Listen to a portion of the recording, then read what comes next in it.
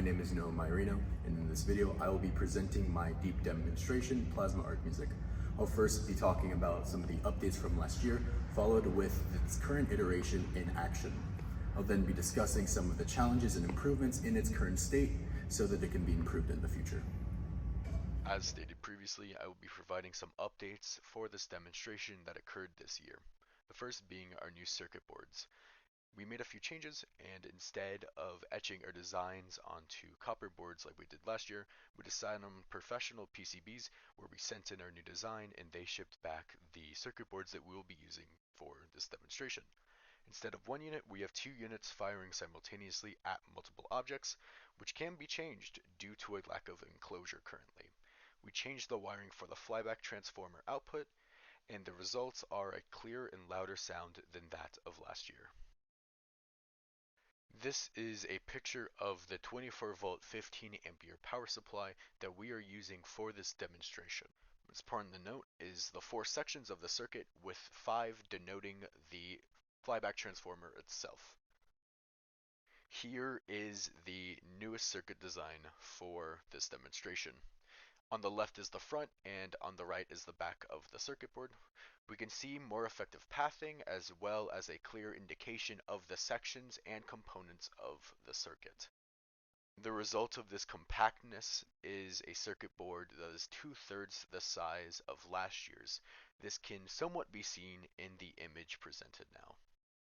Here we have one of the two completed circuits for this year, following with a picture of both of the circuits connected with the audio splitter. So, where does the sound come from?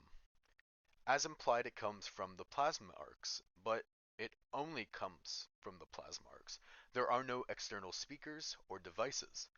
The process is similar to when you hear thunder from lightning. It comes from pressure waves. We have an electrical discharge, the voltage changing the ambient temperature around it rapidly, resulting in a pressure wave. This is where the thunder comes from lightning. So when we have this rapid change in voltage, it results in a rapid change in temperature, which results in the pressure wave we hear as sound. With respect to the plasma arcs, our plasma arc is our electrical discharge, and the vibrations are of the frequency of the sound that we are supposed to hear. We will now be transitioning into the demonstration in action, with it playing our beloved Aggie Warheim.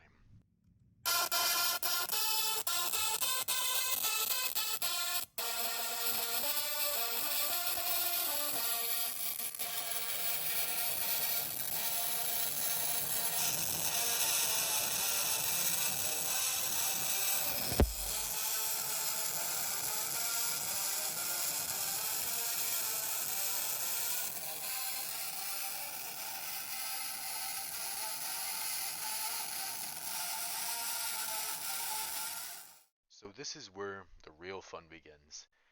Since the demonstration isn't currently enclosed, we are able to test out various surfaces that the demonstration can fire on. Currently, it has two cookie tins or bowls that it is firing on for a drumming effect.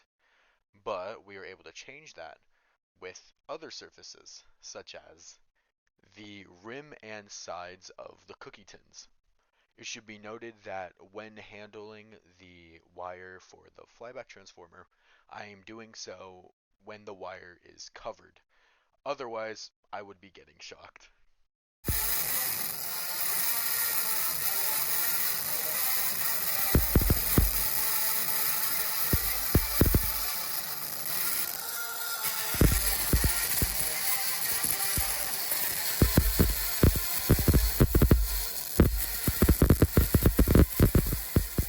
This next pair of surfaces include the opposite side of one of the cookie tins and an L bracket.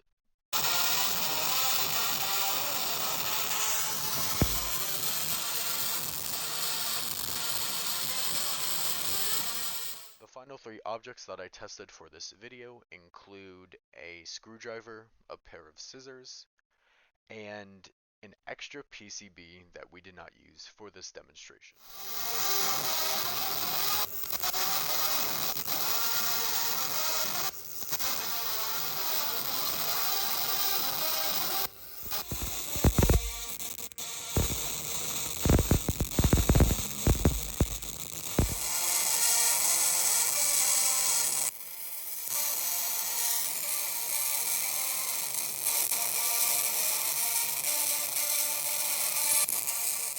I will now be discussing the difficulties and challenges with this demonstration.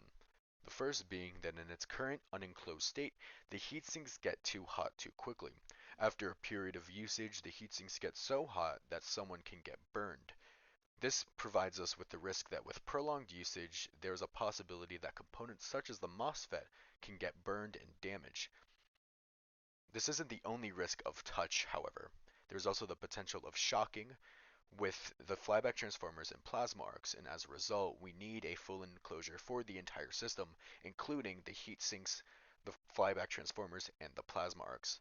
There are challenges with this, however, such as sound quality, visibility, heat, and airflow, especially considering that while unenclosed, we are already dealing with heat and airflow issues. And then, of course, to finalize this demonstration, we want something compact and easily movable. With the challenges and difficulties now outlined, we can discuss the possible improvements for this demonstration in the future. The first obvious point is heatsink renovation. We either need to replace the heatsinks entirely or redesign them with fins and proper airflow. The second point is wires. We need to stabilize the firing of the plasma arcs, and we need to organize the power supply to circuit connections. We then need to finalize an enclosable surface for the plasma arcs to fire at, which entails finalizing an enclosure satisfying the conditions and difficulties discussed previously. If you have any sort of questions regarding the circuit, please consider watching the previous video on this demonstration. And as all things at Texas A&M University end, thank you so much for watching, and Gig'em.